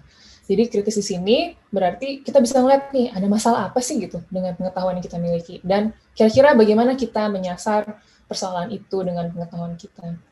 Lalu yang ketiga, yang nggak kalah pentingnya dengan menjadi seseorang yang berpengetahuan atau berwawasan, baik itu dari sekolah formal maupun non-formal ya, seperti kita nonton dari YouTube atau account atau kok bisa gitu ya, perlu kita belajar empati, terutama menurutku salah satu hal yang paling sulit ya untuk dipelajari, dipupuk maupun diajarkan ke orang lain. Pasti teman-teman guru di sini juga merasakan lah sulitnya untuk bersama-sama belajar berempati. Menurutku ini sangat penting karena lagi-lagi kalau kita berpengetahuan, berwawasan, tapi kita nggak bisa berempati, nggak bisa care sama orang lain, peduli, bisa sia-sia sih, atau justru membawa malapetaka gitu pengetahuan kita. Dan yang terakhir masih berhubungan dengan empati juga, mungkin satu semangat yang selalu aku banyak pelajari dari teman-temanku yang bergerak di kolektif, di kelompok koperasi, dan banyak masih baik lagi adalah gimana caranya kita terus membangun semangat kolektif sih. Jadi sebagai apapun sih, pendidik, sebagai seorang pembelajar, kita harus selalu memikirkan bagaimana pengetahuan yang kita miliki tidak hanya menguntungkan diri kita sendiri, itu sangat individualis ya. Nah, bagaimana kita, pastinya harus memberi makna untuk diri kita, tapi gimana caranya pengetahuan atau apapun pengalaman yang kita pelajari ini bisa menjadi manfaat untuk lebih banyak orang lagi, karena hanya dengan berkolektif, bersama-sama, kita bisa menciptakan perubahan yang lebih bermakna. Oke, terima kasih Kak Rara, luar biasa ya. Nah, jadi teman-teman harus gabung Akademi Edu Creator untuk membagikan pengetahuan kalian. Itu pesan Kak Rara terakhir ya. Nah Kak, jadi kita mau tahu dong pengembangan fitur YouTube berikutnya apa nih bocorannya? Kira-kira bisa dipakai nggak nih dan bermanfaat untuk teman-teman Edu Creator? Oke. Jadi di YouTube itu we are always exploring new things ya, dan fitur-fitur baru yang exciting gitu kan. Jadi kita tahun lalu ngeluncurin fitur baru namanya channel memberships ya. Jadi sekarang selain bisa subscribe ke satu channel, itu bisa klik join. Ada tombol baru, tombol join. Nah, dengan channel memberships ini viewers itu bisa bisa bergabung dengan channel itu dan bisa dapat keuntungan khusus sebagai channel member. Jadi bisa dapat badge kalau misalnya dia komen, ada emoji khusus atau hal-hal lain. Jadi misalnya nih buat teman-teman Edu Creator, ada contoh channel di luar negeri itu namanya The Art of Photography. Ini user biasa masih bisa nonton video-video tentang belajar fotografi di channelnya seperti biasa. Tapi kalau join channel memberships-nya dengan bayar sejumlah tertentu per bulan, itu si user bisa dapat pelajaran yang lebih dalam tentang fotografi dan ada live stream khusus untuk para members dan segala macamnya gitu. Nah, di Indonesia juga udah lumayan banyak sih yang pakai dan pendapatannya lumayan juga dari situ gitu. Cuman ada satu lagi yang lagi kita kembangin banget dan mungkin teman-teman juga udah lihat ya di homepage-nya YouTube. Kita sekarang udah ada dedicated shelf buat short form content atau konten di bawah 1 menit. Kita namain itu YouTube Shorts. Ini masih beta, tapi di US dan di India, Shorts Creation Tools-nya itu atau tools untuk ngedit video pendek di mobile phone di bawah 1 menit itu udah diluncurin di US dan India. Dan sekarang kita lagi ngeluncurin juga secara bertahap ke lebih banyak lagi pengguna di negara lain. Jadi tunggu tanggal mainnya di Indonesia, karena kita percaya fitur Shorts ini bakal bisa memperluas lagi peluang buat komunitas kreator yang ada dan juga memungkinkan untuk bisa melahirkan generasi-generasi kreator berikutnya gitu yang lebih ke short form content gitu ya. And yeah, I'm super excited about that sih. Kita mau minta pesan dong Pak nih, apa langkah nyata Bapak, apa langkah nyata yang harus kita lakukan supaya bisa mencapai tahap seperti Pak Handoko hari ini gitu kan. Tahun lalu muncul Kepala LIPI, tahun ini Kepala BRIN, tahun depan apa nih Pak? Ada bocoran? Ya kalau dari saya saya tuh pengen teman-teman ini tidak takut mengekspresikan, tidak takut merealisasikan kreativitasnya, gitu ya.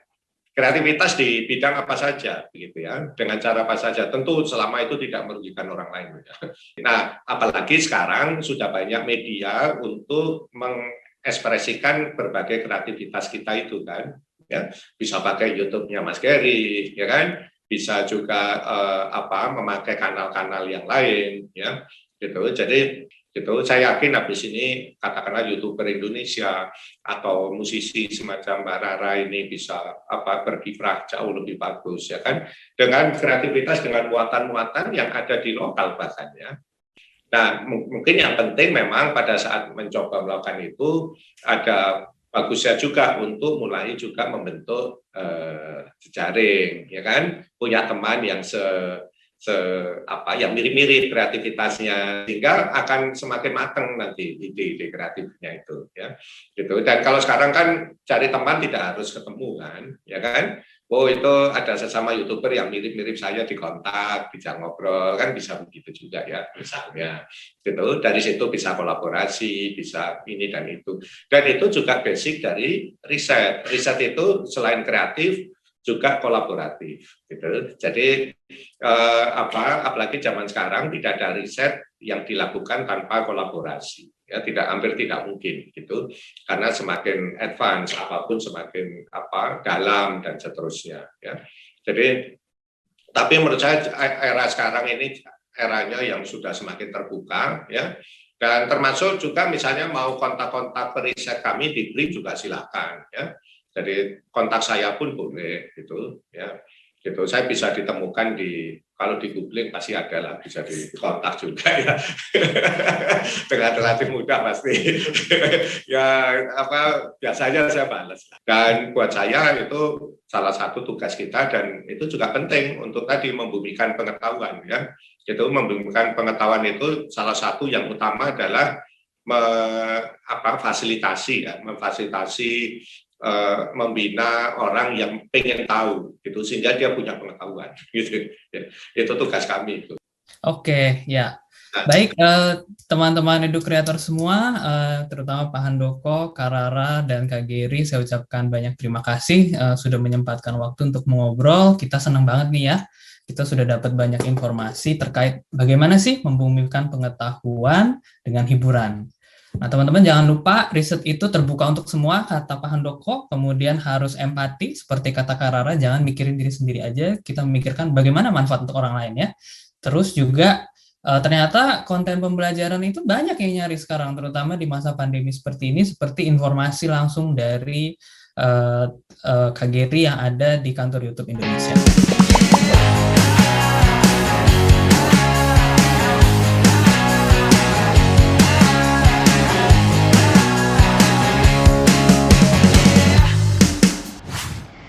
Terima kasih Pak Handoko, Kak Geri, juga Kak Rara untuk materinya mengenai membumikan pendidikan melalui hiburan atau pengetahuan dengan hiburan.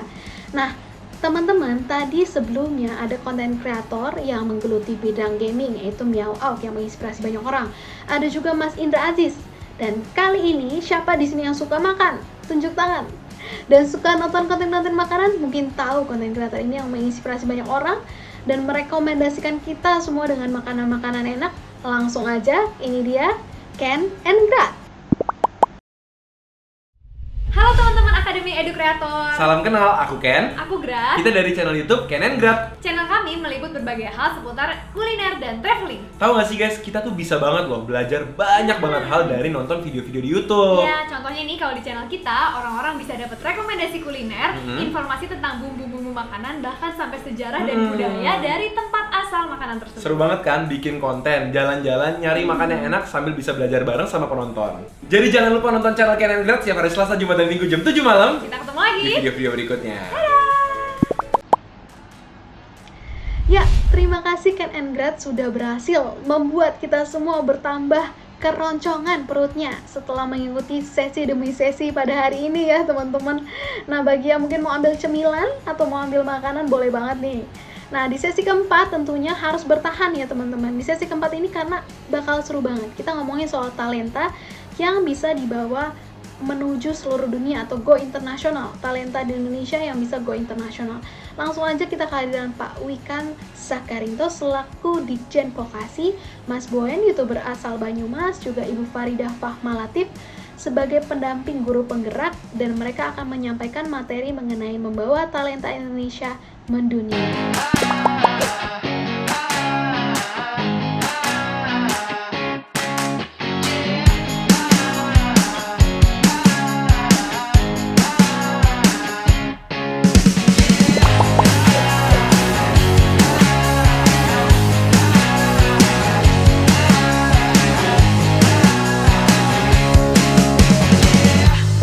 Pengen memberikan apresiasi nih ke Pak Wikan berkat dobrakannya bersama kawan-kawan Kemendikbud. Saat ini SMK Pusat Keunggulan sudah menjadi program unggulan dengan terjalin hubungan program kerja sama antara SMK dan juga perusahaan. Namun, apa sih tantangan terbesar yang dihadapi para lulusan SMK? Dan bagaimana juga para SMK bisa mengikuti perubahan industri zaman sekarang yang begitu cepat, Pak? Bisa tolong jelasin? Ya, terima kasih Mbak Yasinta untuk pertanyaannya. Baik, kalau kita bicara tantangan untuk para lulusan, maka saya sampaikan dulu bahwa konsep pendidikan SMK atau vokasi, kalau lulus itu BMW, apakah B itu bekerja, atau M melanjutkan studi, atau W wirausaha, atau mungkin nanti kita balik WBM. Jadi apakah akan wirausaha atau bekerja atau lanjut studi. Nah, ini yang harus kita pahami dulu. Setelah lulus, maka tantangan yang mereka hadapi itu ada dua macam minimal, yaitu tantangan dari internal mereka sendiri, serta dari eksternal. Nah, untuk internal, tantangannya adalah mereka harus terus berkembang soft skills dan karakter kepekerjaannya. Entah itu WBM, entah WB atau M ya. Harus terus berkembang karakter, semangat belajar sepanjang hayat, pembelajar mandiri sepanjang hayat. Itu soft skills. Itu karakter yang nanti akan mengembangkan technical skills mereka sesuai dengan tuntutan atau tantangan real di dunia kerja. Kalau tantangan eksternal bagi mereka ya jelas perkembangan industri kita, kemudian pandemi, dan beberapa situasi-situasi eksternal yang mungkin mereka harus hadapi, serta perubahan global atau perubahan zaman yang terus berubah, perkembangan teknologi yang terus berubah, yang akhirnya kembali ke internal mereka, apakah mereka siap untuk terus menjadi orang yang mampu beradaptasi dengan cepat ya, agile, untuk mengimbangi perubahan-perubahan ini. Nah, itu tantangan yang harus mereka hadapi. Nah, tentunya dengan link and match yang kita kuatkan dalam SMK Pusat Keunggulan, harapannya secara detail kita harus menghasilkan lulusan yang siap untuk menghadapi tantangan apapun dengan kekuatan internal mereka, tidak kalah dengan situasi eksternal yang terus berubah. Demikian Mbak Yasinta. Apa yang membuat spesial dari guru penggerak ini di SMK? Bisa tolong jelasin? Oke, terima kasih Mbak Sinta. Sebelumnya saya ini adalah salah satu pendamping guru penggerak. Kalau sekarang itu pendamping pengajar praktek ya. Jadi dengan adanya program Merdeka Belajar, salah satunya ada program guru penggerak. Jadi guru penggerak ini menciptakan kolaborasi, bukan hanya sebatas kolaborasi antar sekolah, bukan hanya di sekolah tapi antar sekolah, dan di situ akan lebih terjalin komunikasi, kemudian adanya inovasi-inovasi baru itu bisa saling sharing antara satu guru dengan guru yang lainnya. Sedangkan saya itu di dunia SMK sudah puluhan tahun ya, jadi dari tahun ke tahun itu permasalahan yang dihadapi SMK itu adalah bagaimana karakter peserta didik itu belum match dengan apa yang dibutuhkan oleh, kalau sekarang disebut dengan DUDIKA, dunia usaha, dunia industri, dan dunia kerja gitu. Makanya sekarang SMK itu lebih ke bagaimana penguatan karakternya atau soft skill-nya dibanding meskipun mereka juga hard skill-nya juga harus bagus, tapi karakter dulu yang harus ditentu, karena ini sudah terbukti di Masbun juga nih, gitu Mbak Sinta. Iya, benar Bu, saya setuju banget. Nah, sekarang kepengen tanya ke Pak Wikan lagi. Lulusan SMK kan masih punya banyak stigma nih di industri Pak. Tapi Pak Wikan justru punya program-program yang membawa lulusan SMK belajar dan punya kompetensi untuk standar internasional. Dan saya pengen tahu apa landasan pemikiran Pak Wikan punya ide segila ini, Pak. Bukankah terlalu lompatnya agak jauh, di mana kita seharusnya atau semestinya itu fokus ke nasional dulu? Bisa tolong jelasin, Pak? Ya, saya tadi sangat terkesan sekali dengan penjelasan Bu Farida, yaitu kepala sekolah kita yang termasuk progresif ya. Mengapa saya mau langsung high call gitu ya, challenge-nya langsung tinggi yaitu internasional. Maksud saya gini, maksud kita gini, kalau Indonesia menjadi negeri yang maju, negara maju, menjadi pemimpin di peradaban dunia masa depan, maka Indonesia harus dipenuhi dengan pilar-pilar hebatnya, yaitu SDM yang kompeten, SDM yang unggul dan kompeten yang dilahirkan dari pendidikan kita. Salah satunya adalah pendidikan vokasi.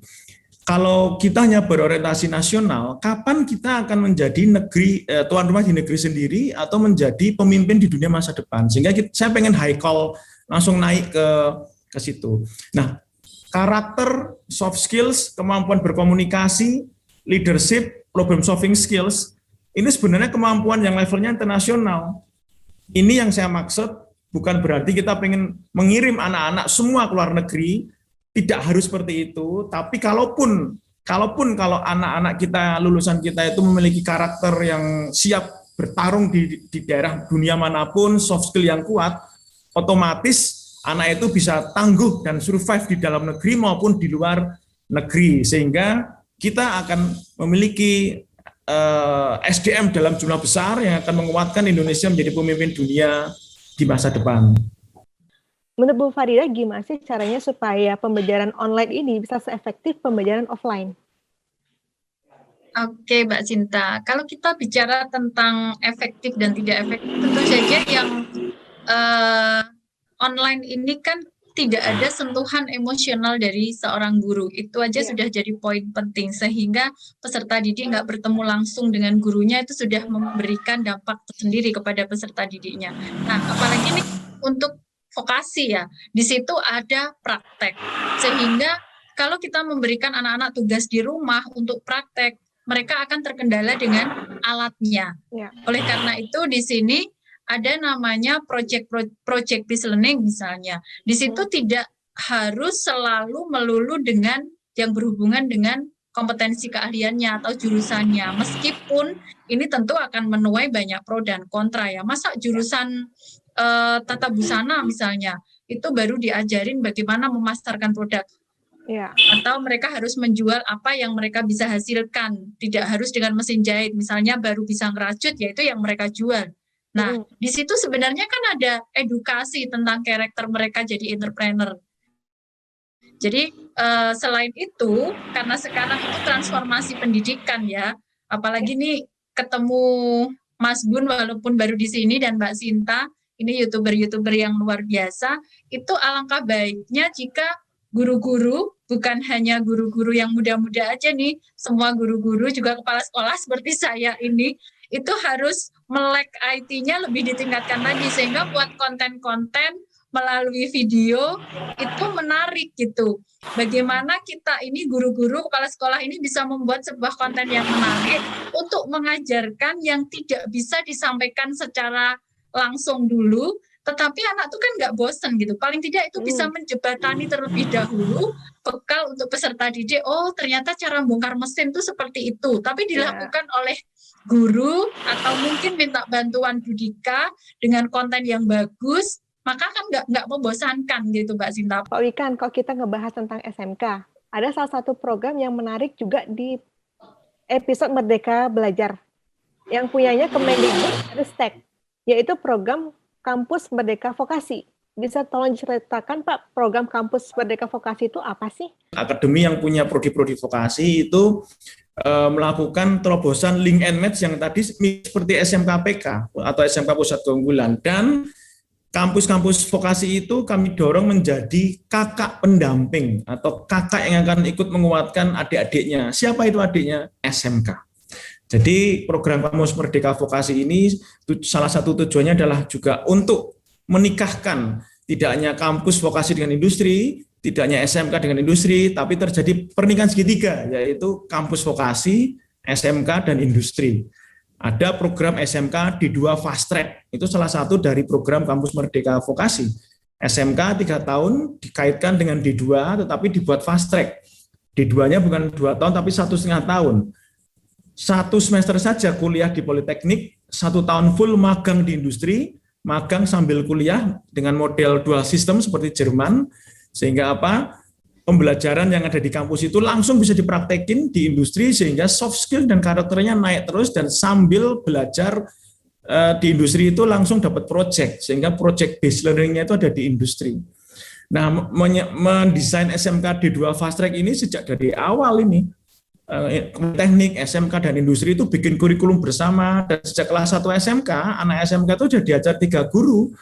Guru SMK seperti Bu Farida tadi itu, kemudian dosen politeknik, ya, dosen perguruan tinggi seperti saya, dan juga expert dari industri. 3 macam guru itu udah ngajar sejak kelas 1 SMK. Kan keren sekali itu.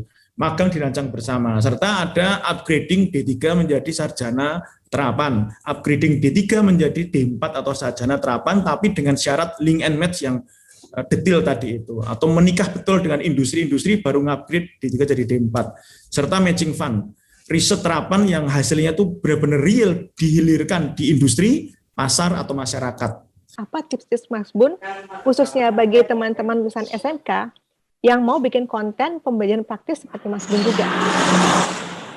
Awal kita membuat konten, satu tujuannya adalah hobi. Karena ketika kita membuat sesuatu di atas sebuah hobi, itu tidak ada kata menyerah. Sesulit apapun, seberat apapun, hobi itu akan tetap dijalani. Nah, masalah menarik atau tidak, itu tergantung bagaimana kamu dalam membuat kontennya. Jika kau membuat konten karena sebuah dorongan kebutuhan, seperti finansial atau apa, ini akan jadi jelek. Tapi jika membuat konten karena hobi, mau jelek mau enggak, kamu nggak terlalu kepikiran. Nah, sedangkan di YouTube, yang laku adalah yang natural, yang menjadi diri kamu. Nggak terlalu teknis, ini malah justru bagus. Nah, buat kawan-kawan, adik-adik, rekan-rekan yang di SMK, peluang besar bagi teman-teman di SMK. Saya tidak mengenyam pendidikan SMK. Saya tidak punya teori secara mendalam sebagaimana adik-adik kawan-kawan di SMK. Adik-adik ini punya peluang yang sangat besar. Bisa menjelaskan lebih detail. Tidak harus selalu di bengkel. Kalian bisa duduk di depan meja, kemudian kalian melakukan sebuah review atau apa saja dalam konten yang berkaitan dengan otomotif. Contohnya tentang spare part, tentang tol, peralatan, dan lain sebagainya. Ini bisa jadi bahan. Jadi kamu tetap bisa bekerja, dan kamu bisa punya pendapatan tambahan melalui ilmu yang kamu miliki. Tidak semata hanya mengandalkan jasa saja. Dan tips dari saya buat kawan-kawan adik-adik, mulailah dari yang paling kamu bisa. Nggak usah harus mikir perfect banget. Soalnya kalau nunggu perfect, kamu nggak akan gerak. Kamu akan stay. Dan jangan terlalu tinggi melihat bintang. Lihatlah bintang dalam dirimu. Maka kau akan segera bergerak dan memulainya. Nah, saya pengen tahu nih tipsnya Pak Wikan untuk bangun channelnya Pak Wikan, Pak. Dan biasanya cari ide itu topiknya kayak gimana sih? Iya, sebenarnya saya malu ya kalau jelasin ini di depan masternya itu. Itu silver play-nya ada banyak sekali, ada gold play button itu. Kalau saya baru satu ini aja saya cukup bersusah payah ya.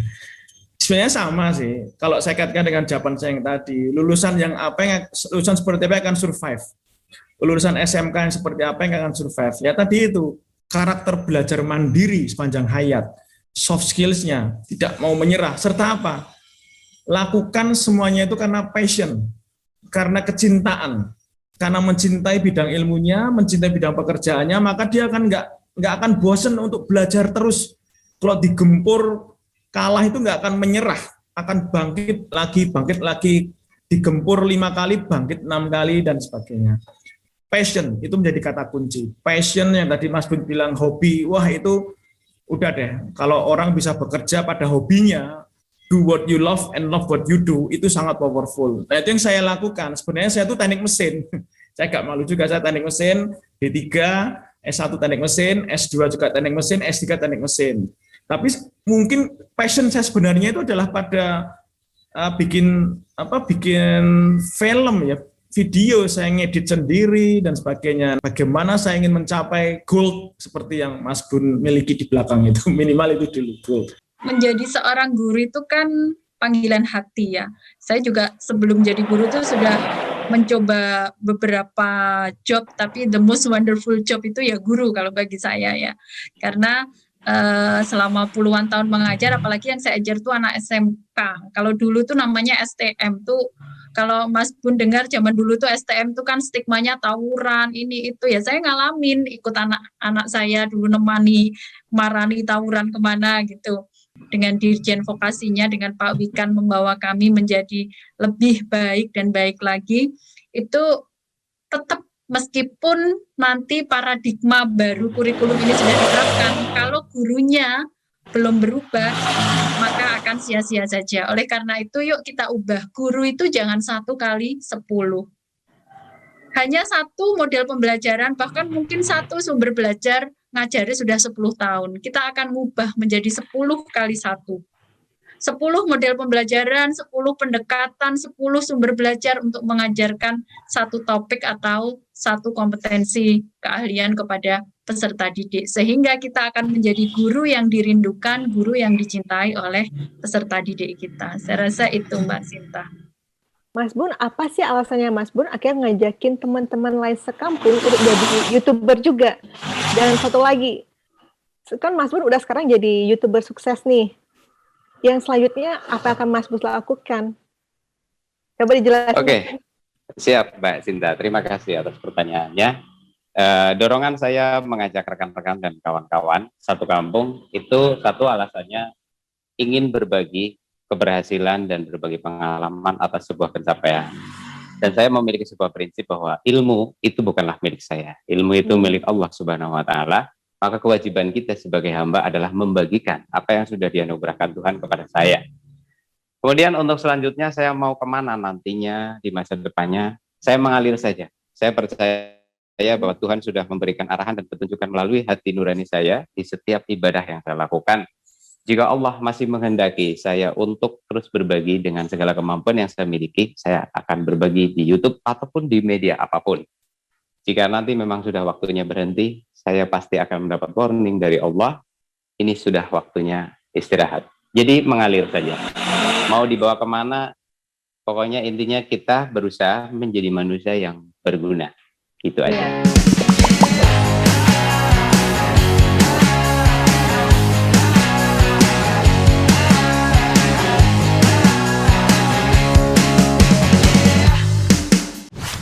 Yap, sesi keempat tadi kita membahas mengenai membawa talenta Indonesia mendunia. Terima kasih banyak untuk Pak Wikan, Mas Boyan, juga Ibu Farida yang menginspirasi kita.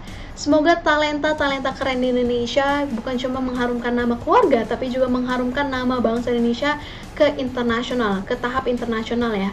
Dan teman-teman semua di sini talenta-talenta muda yang terinspirasi sama konten kreator yang tadi keren-keren dan inspiratif juga, bisa daftar ke Akademi Edu Kreator 2, terus pantengin sosial media kok bisa, baik itu Instagram maupun YouTube. Nanti di situ bakal dikasih tahu nih, jangan lupa daftar ya. Nah teman-teman, sayangnya ini udah menjadi sesi terakhir dari rangkaian pembukaan Akademi Edu Kreator kedua kita hari ini.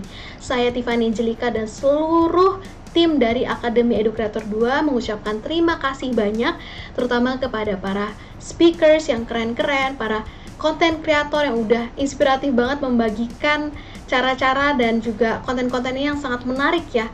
Dan juga kepada teman-teman audiens semua yang udah setia ngikutin dari awal sampai akhir, semoga bisa mendaftar ya menjadi anggota dari Akademi Edu Kreator yang kedua. Saya Tiffany Angelika, pamit undur diri, maaf jika ada salah-salah kata, dan sampai jumpa di kesempatan berikutnya.